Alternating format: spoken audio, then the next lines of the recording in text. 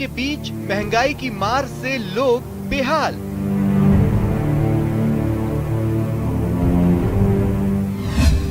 रसोई गैस फिर से हुई महंगी, एलपीजी सिलेंडर पर बढ़े 25 रुपए 50 पैसे।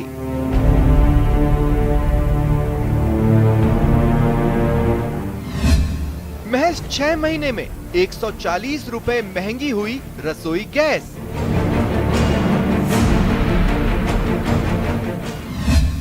पेट्रोल बीते 2 महीने में 9.30% और डीजल 10% से अधिक महंगा हुआ।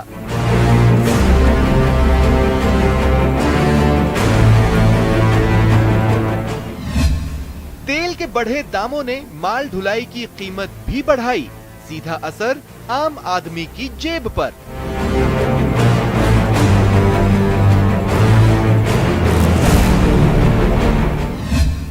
बिगड़ा आम आदमी का बजट, सब्जियों से लेकर तेल और दाल तक के दाम में बेतहाशा इजाफा।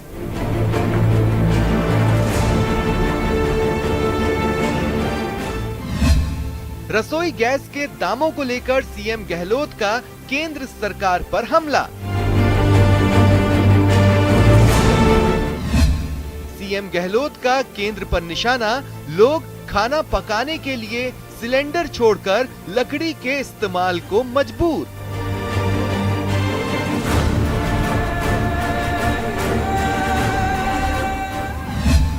गहलोत का ट्वीट, यूपीए के समय 450 रुपए का गैस सिलेंडर मोदी सरकार 838 रुपए में बेच रही है।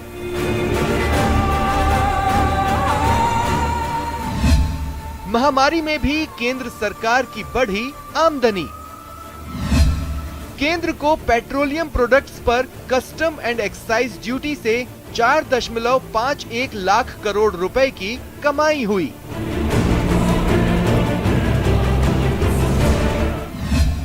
जनता की जेब ढीली, सरकार की झोली भरी।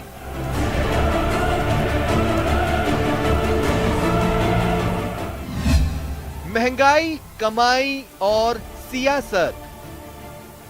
नमस्कार, बहुत स्वागत है आपका। प्राइम डिबेट देख रहे हैं आपके साथ मैं जेपी शर्मा। पेट्रोल डीजल के सैकड़े के बोझ से तो आम आदमी दबा हुआ है ही। गैस के दामों ने गृहिणियों की आंखों में आंसू ला दिए हैं। कल फिर 25 रुपए की बढ़ोतरी के साथ अब एलपीजी के दाम 838 रुपए हो गए।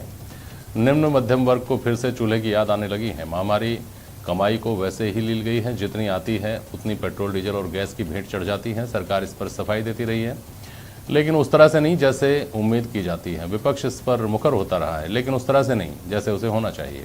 हालांकि एक बार कांग्रेस महंगाई के खिलाफ सोशल मीडिया पर अभियान छेड़ चुकी है और 7 जुलाई को फिर से पार्टी इस पर मोर्चा खोलने जा रही है। बहरहाल आम आदमी के जहन में ये सवाल भी आता ही है कि सरकार एक तरफ से ये बोझ अगर डाल रही है तो कहीं ना कहीं तो राहत भी मिलनी चाहिए। वो क्यों नहीं मिल रही, कहाँ मिल रही है, कब मिलेगी, वगैरह वगैरह। तो आज प्राइम डिबेट में इस पर चर्चा करेंगे इन सवालों के जरिए कि महामारी के दौर में भी कमाई छोड़ने का साहस क्यों नहीं।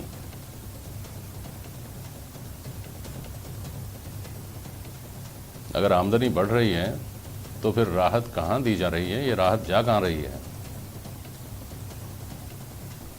और महंगाई की रफ्तार को रोकने का नुस्खा किसके पास है।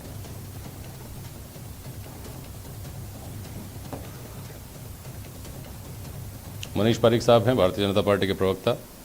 स्वर्णिम चतुर्वेदी जी हमारे साथ कांग्रेस के प्रवक्ता। गौतम वैद्य साहब हैं, आर्थिक मामलों के जानकार हैं। और अवधेश आकोदिया हैं, आप वरिष्ठ पत्रकार हैं। बहुत स्वागत करता हूं आप सभी का।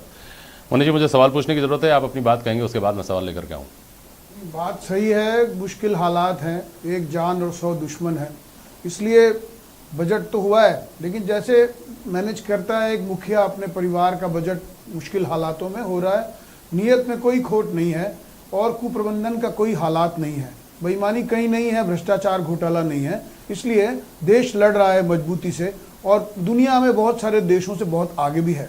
फिलहाल एक बात लगती है, ऑयल बॉन्ड्स का 1.31 लाख करोड़ रुपए का भुगतान करना है 2026 तक पूरा।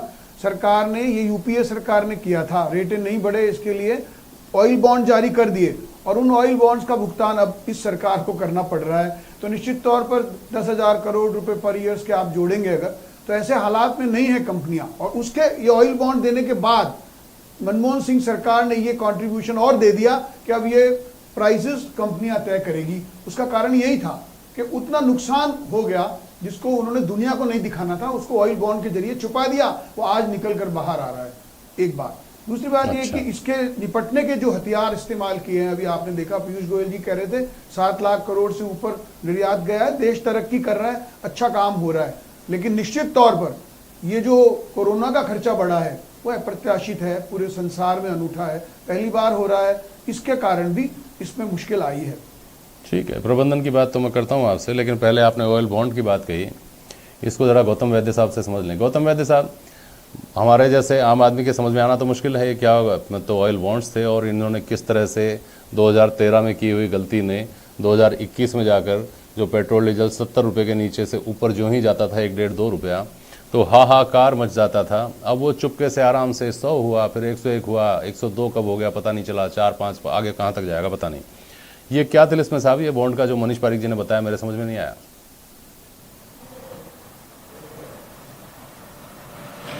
सर, जैसा कि 2013 में बॉन्ड इशू करने की बात कह रहे हैं, पर 2013 में भी जब भी दाम बढ़ा था, जितना भी बढ़ा था, उस वक्त भी बीजेपी का यही कहना था, बीजेपी बहुत अग्रेसिव थी कि दाम इतने बढ़ रहे हैं, और उनका एक चुनावी स्लोगन था कि हम आएंगे तो दाम नहीं बढ़ेंगे और घटाएंगे इसे, पर उसके बावजूद दाम नहीं घटे।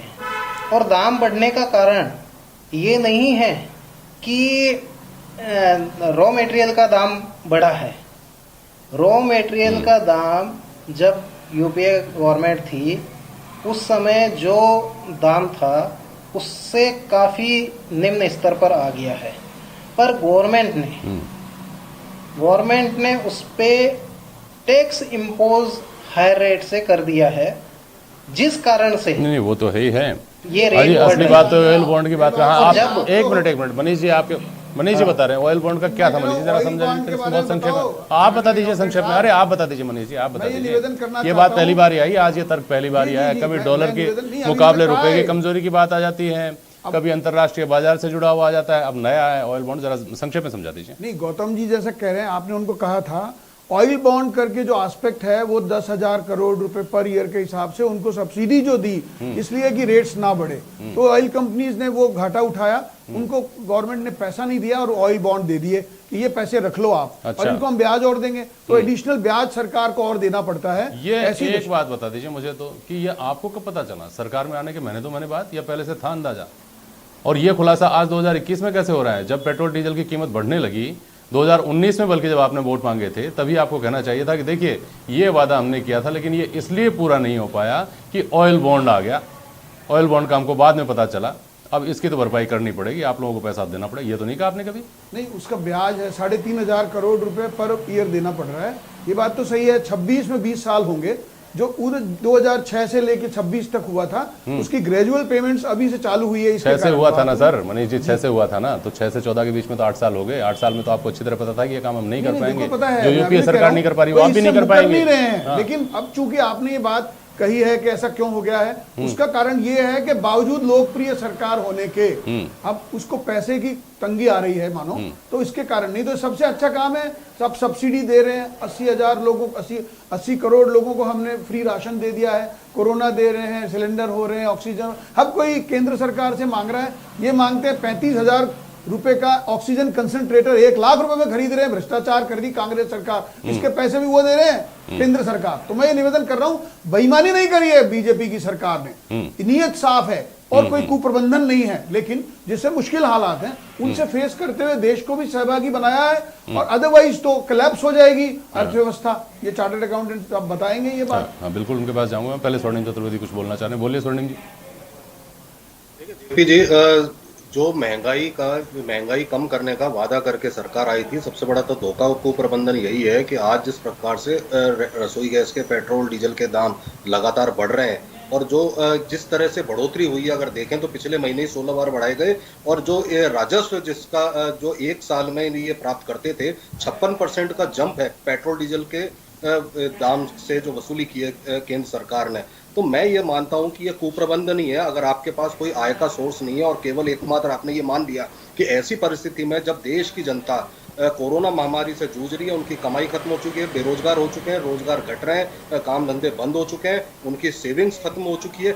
ऐसी स्थिति में उनको महंगाई के बोझ तले दबाना, पेट्रोल डीजल के दामों के कारण, केवल पेट्रोल डीजल के दाम ही नहीं है कि उससे बोझ बढ़ रहा है, लेकिन जो खाद्यान्न है उसकी जो दाम बढ़े हैं इस कारण से, चाहे वो खाद्य तेल हो, चाहे वो अनाज हो, दालें हो, ये इन सबका भार भी आम आदमी को, गृहिणी को उठाना पड़ रहा है। और ये गैस की सब्सिडी जो बंद की, क्या घोषणा की थी, क्या वादा करके चुनाव लड़ा था कि सब्सिडी बंद करेंगे, तो आज तो बंद है, ये किसी ने नहीं बताया। तो ये धोखा नहीं है तो क्या है? ये केंद्र सरकार का धोखा भी है जनता के प्रति और ये कुप्रबंधन भी है। और दूसरी बात, जिस प्रकार से आपने पिछले 6 वर्ष में 300 गुना जो आपने राजस्व कलेक्शन बढ़ाया पेट्रोल डीजल के दाम के आधार पर, जो आपने जब सरकार में सत्ता संभाली थी तब तो 3 रुपए 56 पैसे एक्साइज ड्यूटी हुआ करती थी 2014 में डीजल पर, आज कितनी है सब देख रहे हैं, 32 रुपए के आसपास। तो इतना जो जंप करा है आपने, बढ़ाया। इसके अलावा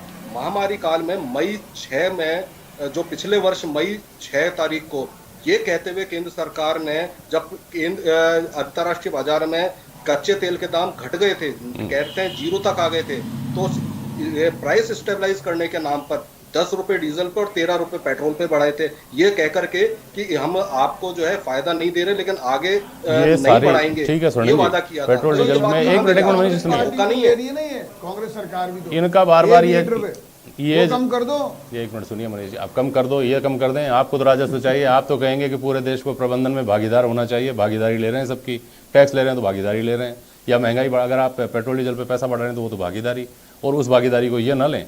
इनके पास कितने स्रोत हैं आय के। लेकिन एक बात सुनिए, स्वर्णिम चतुर्वेदी जी बार बार सवाल उठाती है मनीष पारिक जी की पार्टी, जो सवाल जायज़ भी लगता है कि दिल्ली से आने वाला दिल्ली में पेट्रोल भरवाएगा, बॉर्डर पे लिखा हुआ है राजस्थान से सस्ता पेट्रोल, हरियाणा से आने वाला हरियाणा में पेट्रोल भरवा लेगा क्योंकि वहाँ मिलता है राजस्थान से सस्ता पेट्रोल, यूपी से आने वाला यूपी में भरवाएगा, मथुरा के आसपास देखिए आप बोर्ड लगे हुए हैं पेट्रोल पंप के ऊपर, राजस्थान से सस्ता पेट्रोल यहाँ मिलता है। तो इन प्रदेशों की क्या इनकी जो परिस्थितियां हैं वो हमसे बहुत बेहतर हैं क्या आर्थिक रूप से, और हैं, और क्या ये जो क्राइसिस का दौर है, महामारी का दौर है, आर्थिक रूप से जो टूटे हुए होने का दौर है, क्या ये दूसरे प्रदेश इसको वहन नहीं कर रहे हैं क्या? ठीक है जेपी जी, मैं तो इतनी सी बात रखना चाहता हूँ, थोड़ा सा मैं आधा मिनट लूंगा आपका। आप ये देखिए, राजस्थान सरकार ने तो 2 बार पेट्रोल के इस पे जो वैट बढ़ाया है, लेकिन केंद्र सरकार ने कितनी बार बढ़ाया? पूरे जो देश भर में शतक लगा पेट्रोल का, केंद्र सरकार तो कटघरे में है ही है, केंद्र सरकार तो कटघरे में है ही है इसको लेकर। लेकिन राज्यों के बीच की अगर हम बात करें तो हमारे पड़ोसी राज्य हैं, वो हमसे सस्ता पेट्रोल डीजल दे रहे हैं। मैं आपसे पूछ रहा हूं कि क्या वहां के आर्थिक हालात और हमारे आर्थिक हालात में इतना अंतर है क्या जो रिफ्लेक्ट होता है इन कीमतों में? जेपी जी, हमारे यहाँ पे जो वैट लग रहा है, हमारी सरकार थी चाहे वसुंधरा सरकार थी पिछली वाली, तो भी वैट अधिक ही था। लेकिन मध्य प्रदेश भी हमारा पड़ोसी राज्य है, हमसे ज्यादा वैट लेते हैं। और अगर शतक सबसे पहले लगाया था पेट्रोल ने तो भोपाल में ही लगाया था, यहाँ पे राजस्थान में नहीं लगाया था। और सबसे बड़ी बात आप ये देखिए, यहाँ पे जो आज केंद्र सरकार एक्साइज या स्पेशल एक्साइज या सेस वसूल रही है, उसमें राज्यों का कितना हिस्सा है? एक्साइज जो जिसमें राज्यों का हिस्सा होता था उसको तो घटा करके आपने 1 रुपए 90 पैसे कर दिया कि राज्यों को कुछ मिलेगा ही नहीं। और जो special excise, additional excise, cess के नाम पर जो वसूल रहे हैं, वो सीधा पैसा जनता की जेब से निकल के केंद्र सरकार के खजाने में जा रहा है। तो ये बात, जब अगर ये कुप्रबंधन नहीं है तो क्या है? हिस्सा तो आप दे नहीं सकते। और सबसे बड़ी बात आप ये देखेंगे कि जब केंद्र सरकार द्वारा अगर आप महंगाई कम करना चाहते हैं तो सबसे बड़ा फैक्टर है पेट्रोल और डीजल, जिसके कारण ट्रांसपोर्टेशन होता है। सारे खाद्यान्न, जरूरी वस्तुएं, ये तो आज आम जनता की पहुंच से दूर हो गई, सिर्फ एक कारण से कि पेट्रोल और डीजल के दाम बढ़ा रहे हैं। अगर पेट्रोल डीजल के दाम ना बढ़ाएं और बाकी अपना जो टैक्स कलेक्शन है वो बढ़ाएं, अपने जो पूंजीपति मित्र हैं इनके जो 3.5 लाख करोड़ के जो, ठीक है स्वर्णिम जी, मनीष पारिक साहब, इस पे कम करें ना। प्रबंधन की जो बात है कि उसके ऊपर मेरा सवाल ये है कि 2019 के चुनाव में जब आप गए थे तो आपने जिन योजनाओं का या जिन उपलब्धियों का सबसे बड़ा हवाला दिया था, उसमें उज्ज्वला योजना बहुत बड़ी बात थी कि हमारी माताएं बहनें धुएं से परेशान होती थी, हमने इतनी सस्ती गैस और वहाँ तक सब तक पहुँचा दी। अब वो सब बंद हो गया, अब चूल्हा पुरानी बात हो गया गुजरे ज़माने की। दूसरी बात मैं इसमें और जोड़ रहा हूँ, अगर कोई बेहतर धावक है या कोई बेहतर खिलाड़ी है, आप उससे एक्सरसाइज करवाते हैं, आप उससे तैयारी करवाते हैं, लेकिन अगर वो चोटिल हो जाता है तो क्या आप ये कहते हैं उससे कि तू अब भी दौड़, अब भी प्रैक्टिस कर? तब तो आप कहते हैं ना थोड़े दिन आराम कर ले। उसके बाद भरपाई करना, थोड़ा और तेज दौड़ना और थोड़ा और प्रैक्टिस करना, तो शायद आप ये जो बीच का टाइम है इसका मेकअप हो जाएगा। क्या ऐसी स्थिति हमारी सोसाइटी की, हम इस दौर के आदमी की नहीं हो रही है कि इस कोरोना के इस दौर में भी आपको सबको भागीदार बनाना ही बनाना है देश के विकास में? थोड़े समय के लिए आप उनको राहत भी दे सकते थे ना, थोड़ा आराम कर लो, कोई बात नहीं, मत दो, टैक्स कम कर दो, ये कर दो, जो राहत दे सकते थे सब दे दो। जब वापस सब कुछ ठीक होगा तब आप निकालिएगा तेल। हाँ नहीं, सही बात है। कोरोना से झुलसे हुए लोगों को राहत की बूंदों की उम्मीद है, मिल रही भी है। मैं आपको निवेदन करना चाहता हूँ, ये जो तीसरी लहर की नहीं, मैं जो कुछ सोचता हूँ कि जो दूसरी लहर इतनी घातक हुई उसमें फिर खर्चा बढ़ गया है। 3 लाख करोड़ रुपए कोरोना के मैनेजमेंट में केंद्र सरकार के गए हैं। तो अब मैं 20 लाख करोड़ का पैकेज दिया था, उसमें से तो मान लीजिए 18 लाख करोड़ अभी तक उठाए नहीं लोगों ने मानो, लेकिन जो अन्न है वो तो उठाया है। मैं कह रहा हूँ 80 करोड़ लोगों को 6 महीने का राशन पहले दे दिया, अब फिर दे दिया, फ्री राशन दिया। इस तरह से रेवेन्यू घटी है, ये टैक्स कम हुआ है, इनकम टैक्स में कमी आई है, हर में रेवेन्यू जो है सब डेफिसिट में जा रहा है। इसलिए ये पक्की बात है, राहत की जरूरत है। ये खबर यहाँ से पैदा हुई थी मनीष पारिक साहब कि पेट्रोल डीजल के जो प्रोडक्ट्स हैं उनके ऊपर जो आपको राजस्व मिलता है वो पिछले साल के मुकाबले, जब पिछले साल भी कोरोना का दौर था, पहली वेव आई, दूसरी वेव आई, इस साल 56% ज़्यादा बढ़ा है। 4.56 लाख करोड़, 4.61 लाख करोड़ रुपए का राजस्व आपने ज़्यादा लिया है। नहीं, मैंने ये कह रहा हूँ कि ये राजस्थान सरकार ने भी तो टैक्स जो लिया है ना, तो घटा क्या है फिर उसमें? मैं ये निवेदन करना चाहता हूँ कि ये तो मैनेजमेंट हो सकता है, लेकिन निश्चित तौर पर मैं 3 बातों की एश्योरेंस कर सकता हूँ कि कोई घोटाला नहीं है, कोई गड़बड़ नहीं है और कहीं पर भी नियत पे खोट नहीं है। राहत तो निश्चित देगी, लोकप्रिय योजना हालत है, हर काम फ्री में देने की बात हो रही है, हर विषय फ्री में जा रहा है। और आप देखेंगे कि सब लोगों को राशन में बढ़ा देंगे। 80 करोड़ लोगों को अगर आप राशन फ्री में देते हैं तो निश्चित तौर पर स्थिति गंभीर है। बहुत संक्षेप में एक सवाल का जवाब दीजिएगा वैद्य साहब। आप कहीं कुछ कर रहे हैं, उससे एक पक्ष अगर ना खुश है तो दूसरा पक्ष तो खुश होना ही होना चाहिए ना। यहाँ जो टैक्स दे रहा है वो भी ना खुश है, वो भी चिंतित है कि साहब टैक्स देना पड़ रहा है। देखिए इस दौर में बड़ी मुश्किल से तो पैसा कमा रहे हैं और उसको टैक्स में चला जाता है। और उस टैक्स के दम पे जो सब्सिडी ले रहा है वो भी ना खुश है कि देखिए ये हालात हैं। तो फिर खुश कौन है? गौतम वैद्य। बिल्कुल सर, कोई खुश नहीं है एक गवर्नमेंट के अलावा, और गवर्नमेंट भी पूरी तरह से खुश नहीं है। गवर्नमेंट कहती है कि हमें पूरा टैक्स नहीं मिलता है, जबकि हालत ये है, एक तरफ तो कहा जाता है कि हमें 10,000 करोड़ रुपए ईयरली पेमेंट करने हैं बॉन्ड के, और एक तरफ मात्र पेट्रोल डीजल से जो एक्साइज ड्यूटी का इंक्रीज हुआ है वो लाखों करोड़ में है। तो अब मतलब किसको आप कहें, किस बात के लिए वो मतलब पिछली गवर्नमेंट को संतोष कहीं नजर नहीं आता।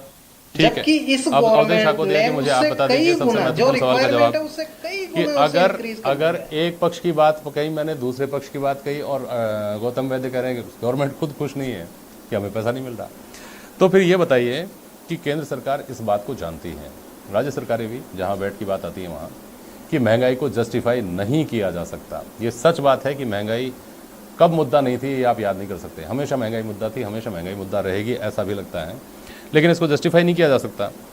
और पिछले एक अरसे में इतनी सारी अप्रिय घटनाएं हो चुकी हैं, अप्रिय दौर से गुजर चुका है इंसानी सभ्यता, आप ये कह सकते हैं कि काफ़ी कुछ ऐसा हो गया है कि अब भावनात्मक मुद्दे या जो परंपरागत मुद्दे या जो परंपरागत वोट बैंक था वो बातें हो गई हैं, ख़त्म होती जा रही हैं धीरे धीरे, करीब करीब। ऐसी स्थिति में क्या सिर्फ खजाना भरने के लिए लोगों को नाराज करने का जोखिम ले सकती है सरकार? ऐसा तो नहीं है। इसके पीछे आखिर वो जो विजन है जो ऐसे समझ में नहीं आता वो क्या हो सकता है?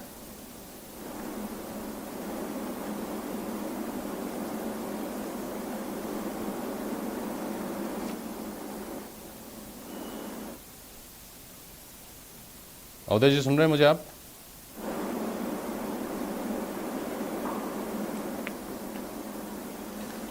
अवधेश जी ने नहीं सुना शायद सवाल। हाँ अवधेश जी अगर मेरी आवाज सुन रहे हैं तो बोलिए।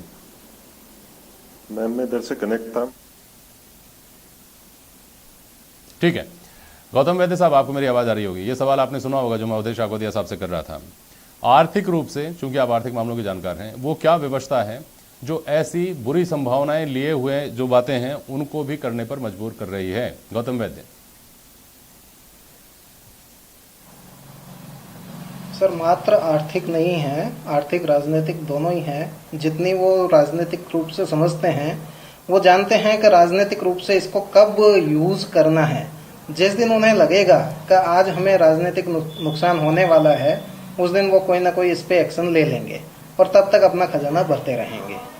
मेरा सर इस मामले में एक चीज कहना है कि जैसे आपने अभी पहले कहा कि राजस्थान के आसपास में जो बोर्ड सारे इलाके हैं वहाँ पे राजस्थान से कम रेट में पेट्रोल डीजल मिलता है, तो उसका एक रीज़न जो मैं जानता हूँ वो ये है कि इसकी लागत में, जैसे अपन राजस्थान में भी देखें तो राजस्थान के हर जिले में अलग अलग रेट है। उसका रीज़न ये है कि जहाँ डिस्ट्रीब्यूशन सेंटर से पेट्रोल पंप पे जब जाता है उसका जो डिस्टेंस होता है उसके अकॉर्डिंगली ट्रांसपोर्टेशन चार्जेस वो अलग अलग होता है। तो उसके कारण से जो सीमावर्ती जिले हैं वहाँ पे वो ट्रांसपोर्टेशन चार्जेस ज़्यादा है, इस कारण से वो रेट ज़्यादा है। एक तो रीज़न ये है कि बॉर्डर इलाके पे रेट ज़्यादा है।